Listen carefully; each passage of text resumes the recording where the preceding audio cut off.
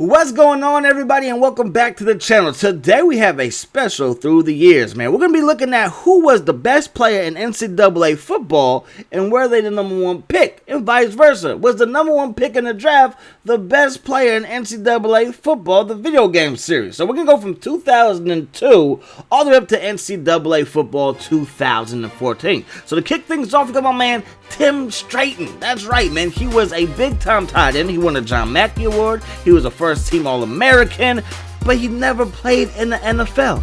The best player in NCAA 2002 with a 97 overall rating might have been just a little bit overrated because he did not even make it to the pros. But David Carr did, and David Carr is only 81 overall in NCAA 02. Matter of fact, he is the 41st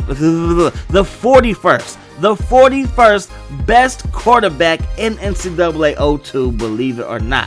Rex Grossman was the best player in 03, best quarterback, best overall player at 98 overall. He would get drafted in the first round, selection number 22 to the Bears, and of course he would go on to lead them to a Super Bowl appearance where he would lose to Peyton Manning. But the best player in the draft, according to all the experts and the Cincinnati Bengals, was of course Carson Palmer, who was only 86 overall, which means that he was just the 14th, that's right, 1-4, the 14th best quarterback in NCAA 03. Moving on to NCAA 04, Carson Palmer is a cover athlete. Roy Williams is the best player in the game at 99 overall. He was selected in the first round, pick number 7 to the Detroit Lions. Best player, best all-around receiver, no doubt, in NCAA 04. I remember just chucking it up to him, he would go get it. But unfortunately, he did not go #1 in the draft. That, of course, was Eli Manning, number 10 for the Ole Miss Rebels. He is 95 overall in this game, and he was the best quarterback in NCAA 2004, and of course got drafted by the Chargers and then traded to the G-Men. Tom Malone, the punter. The punter is the best player in NCAA 05 with a 99 overall rating. He would actually be undrafted by the 49ers. 49ers will pick him up, but he was actually in the 06 draft. But in the 05 draft, the 49ers selected Alex Smith, who is 90 overall in NCAA 05 and the 13th best quarterback in college football, according to NCAA 05. All right, let's move on to NCAA 06, where Matt Lionheart is the best player in NCAA 06. He is 99 overall, and of course, Lionheart, he got drafted by the Arizona Cardinals at pick number 10. The best player in the draft, according to the Houston Texans, was Mario Williams, wearing number 9, defensive end for NC State, and he was actually the number 2 defensive end in NCAA 06 at 98 overall. But that hit right there was vicious, and he was somebody that could move as a defense alignment. And they also had Manny Lawson on the other side, who got drafted by the 49ers. I would know something about that. Moving on to NCAA 07, we have LaRon Landry, 99 overall, best player in college football. He will end up getting drafted by the Redskins at pick number 6, and him and Sean Taylor could have been a fierce duo, just scary back there for any receiver going across the middle when you got Sean Taylor and LaRon Landry. But of course, Sean Taylor passed away, I believe 8 games into them playing together. And of course, JaMarcus Russell, 90 overall. 90 overall, he was the 12th best quarterback in NCAA 07, but the Raiders thought that he was #1, and he went #1. He's one of the biggest busts of all time. Sam Baker, giving the offensive lineman some love. Sam Baker was the #1 offensive tackle, or left tackle, I should say, and he was the #1 player in the game and was playing for the #1 USC Trojans.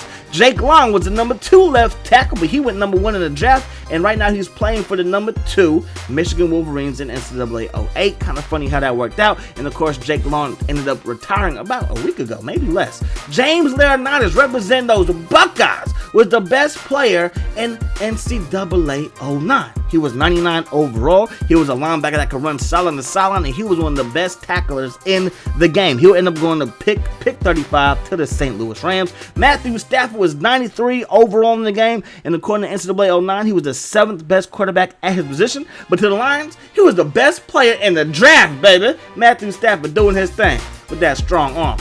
Taylor Mays.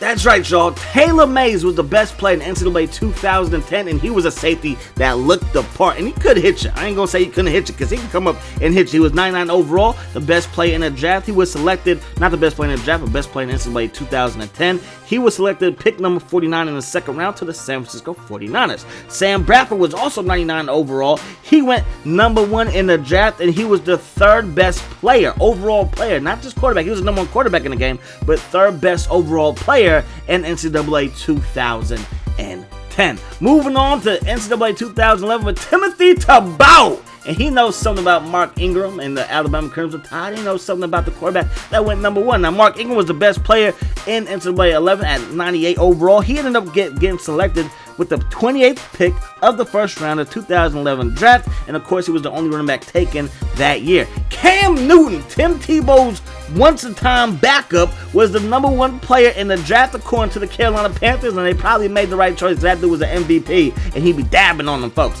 Anyways, man, Cam Newton, 84 overall, he was the 60th best quarterback in NCAA 2011. The 60th. NCAA 2012, we finally get it right.